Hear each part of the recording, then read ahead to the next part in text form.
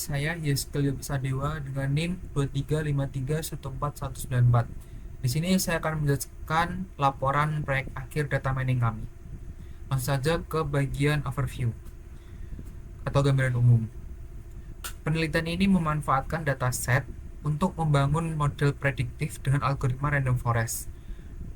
Dataset ini terdiri dari 9.835 transaksi dan 169 item unik, di mana Wolfmilk muncul dalam 2.513 transaksi, menjadikannya item paling populer di kandidat ideal sebagai target prediksi. Kali ini fokus pada prediksi supervisi.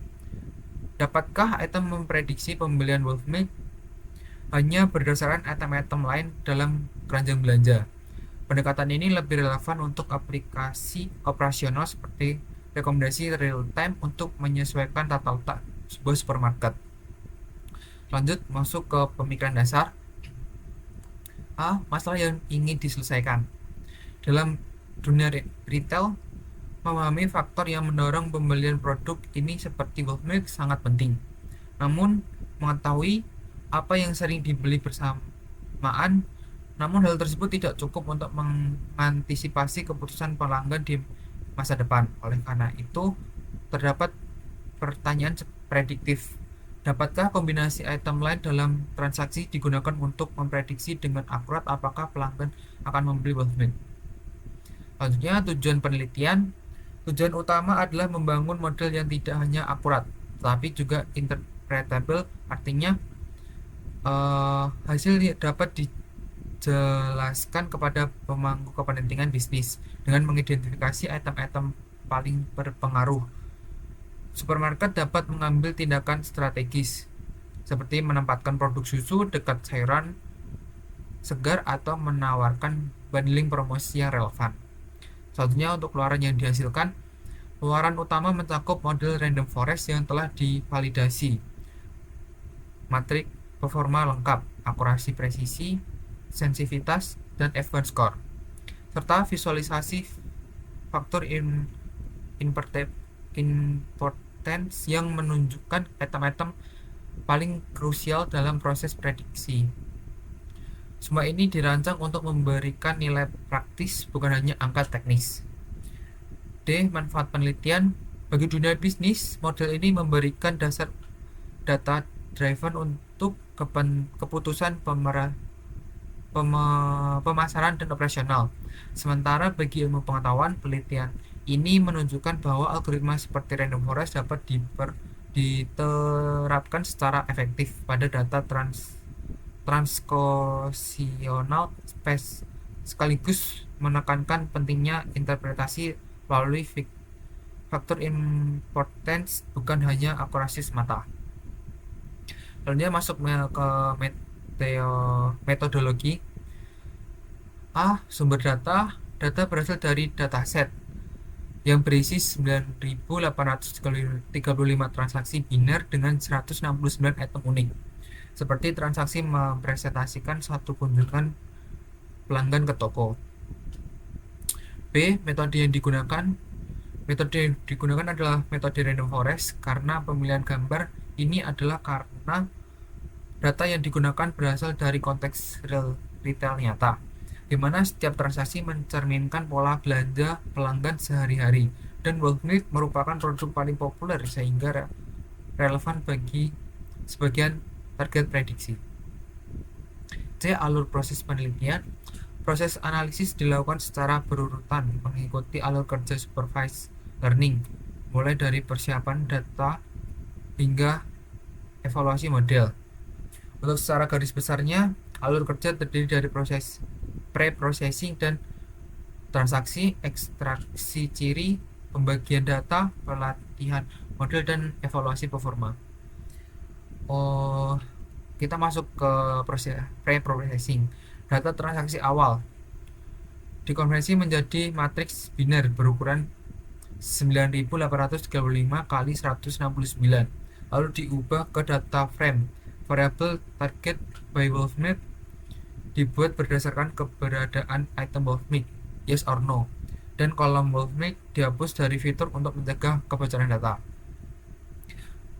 Dua, ekstraksi ciri tidak dilakukan normalisasi atau transformasi tambahan karena semua fitur sudah dalam bentuk biner, kosong atau satu, bentuk ideal untuk random forest. Algoritma ini tidak sensitif terhadap skala sehingga data dapat digunakan langsung tanpa pre, pra pemrosesan lebih lanjut. Lanjutnya masuk nomor 3, reduksi dinamis. Tidak dilakukan pengurangan fitur.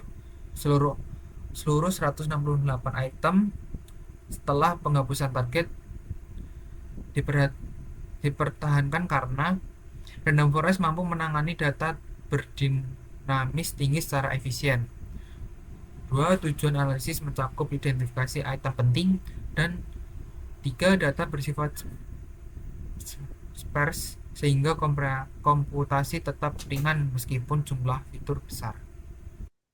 Nah, untuk selanjutnya yaitu hasil dan analisis, di mana poin A yaitu exploratory data analysis, di mana pada grafik ini ditampilkan 20 item yang paling sering dibeli dalam dataset. Oatmeal tampak paling mendominasi dengan jumlah pembelian tertinggi, jauh di atas item lain. Di bawahnya terdapat beberapa produk kebutuhan harian lain seperti sayuran dan roti, yang frekuensinya juga cukup tinggi. Pola ini menunjukkan bahwa produk kebutuhan pokok menjadi pusat aktivitas belanja dalam dataset, sehingga wajar jika oatmeal dipilih sebagai target utama analisis. Nah, selanjutnya grafik ini menampilkan sebaran berdasarkan nilai support di sumbu horizontal dan leaf di sumbu vertikal. Dan intensitas warna menggambarkan tingkat confidence. Terlihat bahwa sebagian besar titik terkonsentrasi pada nilai support yang sangat rendah, menandakan bahwa banyak aturan hanya didukung oleh sedikit transaksi. Hal ini konsisten dengan karakteristik dataset di mana mayoritas transaksi berisi 1 hingga 6 item saja, sehingga kombinasi item yang muncul bersama relatif jarang. Nah, selanjutnya di poin B, yaitu ada hasil model random forest. Pertama yaitu rekap hasil. Eh, pada bagian ini terlihat ringkasan kinerja model. Training akurasi mencapai sekitar 91%, yang berarti model mampu belajar pola pada data latih dengan cukup baik. Sementara itu, testing akurasinya berada di kisaran 78%, menunjukkan bahwa performa model pada data yang belum pernah dilihat masih tergolong cukup baik dan tidak terlalu overfitting. Tapi di sisi lain, OBB error rate berada di angka sekitar 24%, sehingga masih ada ruang perbaikan terutama untuk mengurangi kesalahan prediksi pada data OOB. Secara keseluruhan, model menunjukkan performa yang solid, namun analisis lebih lanjut mengindikasikan adanya potensi bias terhadap kelas mayoritas sehingga perlu dipertimbangkan teknik penyeimbangan kelas pada tahap pengembangan berikutnya. Untuk poin diskusi, ditampilkan bahwa confusion metric dari model random forest pada data uji yang menggambarkan kemampuan model dalam memprediksi apakah sebuah transaksi membeli World Meal atau tidak. Dari total 1967 sampel testing, model berhasil mengklasifikasikan 1418 transaksi sebagai no dengan benar dan 117 transaksi sebagai yes dengan benar. Namun masih terdapat 362 transaksi pembeli yang salah diprediksi sebagai no dan 70 transaksi non-pembeli yang salah diprediksi sebagai yes. Hal ini tercermin pada metrik evaluasi specificity yang sangat tinggi, sekitar 95%, menunjukkan model sangat baik dalam mengenali non-pembeli, tapi sensitivity yang hanya sekitar 24% menandakan model lemah dalam menangkap pembeli sebenarnya. Kondisi ini berkaitan erat dengan ketidakseimbangan kelas karena hanya sekitar seperempat transaksi yang benar-benar membeli Worldmill, sehingga model cenderung bias ke kelas mayoritas, yaitu non-pembeli. Nah, untuk selanjutnya yaitu ada keterbatasan, menjelaskan keterbatasan model melalui beberapa metrik evaluasi. Sensitivity atau recall hanya sekitar 24%, artinya model masih kurang baik dalam mengenali transaksi yang benar-benar membeli Worldmill. Tapi sebaliknya, specificity mencapai sekitar 95%, sehingga model sangat handal dalam mengidentifikasi transaksi non-pembeli. Precision berada di kisaran 62%, yang berarti dari seluruh prediksi yes, hanya sekitar 2 per 3 yang benar. Nilai F1 scores yang relatif rendah sekitar 0,35 menegaskan bahwa keseimbangan antara precision dan recall masih kurang baik dan performa model belum optimal, terutama pada kelas pembeli. Selanjutnya yaitu adalah grafik. Pada bagian atas grafik menunjukkan 20 fitur paling penting dalam model random forest berdasarkan skor main di Crash gini. Semakin tinggi skor sebuah item, semakin besar kontribusinya dalam mengurangi ketidakmurnian di pohon keputusan, sehingga fitur tersebut lebih berpengaruh terhadap prediksi pembelian world meal. Terlihat bahwa item seperti root, vegetables, other vegetables, yogurt, domestic eggs, dan rolls berada di posisi teratas, yang mengindikasikan bahwa pembelian world meal sangat erat kaitannya dengan pola konsumsi bahan makanan segar dan produksi sarapan. Sementara itu, grafik di bagian bawah menampilkan distribusi jumlah item per transaksi. Mayoritas transaksi hanya berisi sedikit tren dengan frekuensi tertinggi pada 1 sampai 3 produk dan menurun tajam ketika jumlah item bertambah. Pola ini menegaskan bahwa perilaku belanja pelanggan cenderung berubah pembelian kecil untuk kebutuhan sehari-hari, sehingga kombinasi produk yang kompleks relatif jarang muncul di dataset. Untuk selanjutnya yaitu visualisasi. Gambar ini memperlihatkan hubungan antara jumlah pohon dalam random forest dengan nilai OOB error. Pada awalnya, ketika jumlah pohon masih sedikit, OBB error berada di kisaran yang cukup tinggi. Kemudian turun tajam sehingga sekitar 20-30 pohon dan terus menurun lebih landai. Setelah jumlah pohon mendekati 80 ke atas, kurva OBB error mulai stabil di sekitar 24-25%, sehingga menambah pohon berikutnya hampir tidak lagi memberikan perbaikan akurasi yang signifikan.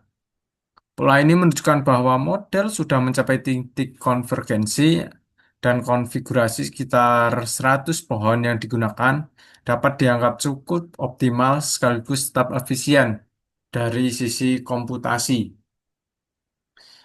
Nah, untuk kesimpulannya, sebagai kesimpulan, model random forest yang dibangun mampu memprediksi pembelian workmill dengan akurasi sekitar 78% pada data uji. Namun sensitivitasnya masih rendah, sekitar 24%, yang menunjukkan model belum optimal dalam mengenali pembelian workmill akibat ketidakseimbangan kelas di dataset.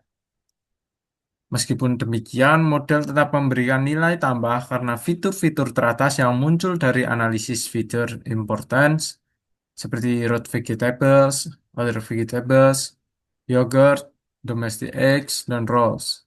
Memberikan wawasan bisnis yang jelas mengenai pola belanja pelanggan.